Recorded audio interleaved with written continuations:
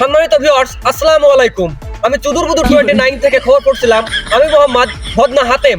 রাতে গরম লেপের ভেতর পাদ মারায় দেনমোহরের দাবি ছেড়ে পালালেন স্ত্রী। বলেন কি? আমাদের গ্রামে ফাইজুল মিয়ার বাড়িতে অন্তঃসত্ত্বার দাবিতে অনশনে বসেছেন এক গেছো ইঁদুর। বৃত্তি পরিচয় দিতে নারাজ ফাইজুল মিয়া। ধর্ষণের অভিযোগ উঠে এসেছে বুরুলিয়া বিলের এক তরুণী মাছ। খবরে জানা গেছে যে তরুণী মাছের স্কুল থেকে ফেরার পথে পাশের গ্রামের 3 শেওলা তাকে ধর্ষণ করে। আচ্ছা, আমাদের পাশের গ্রামে ভারসাম্যহীন এক ছাগল গর্ভবতীর দাবি করছে। খুঁজে পাওয়া যাচ্ছে না বৃত্তি পরিচয় বা বাপের পরিচয়। শীতের চোদনে 9 দিন গোসল না করায় নয়া দম্পতির ডিভোর্স। গত রাতে জানা গেছে যে রসের ভাড় মনে করে এক মুতের ভাড় চুরি করে খাওয়ায় 3 যুবকের করুণ পাতলা পায়খানা। এতক্ষণ শুনলেন শিরোনাম, বিস্তারিত দেখি কবে কি দেখি করা যায়, সময় পালে নিয়ে আসবানে আর কি।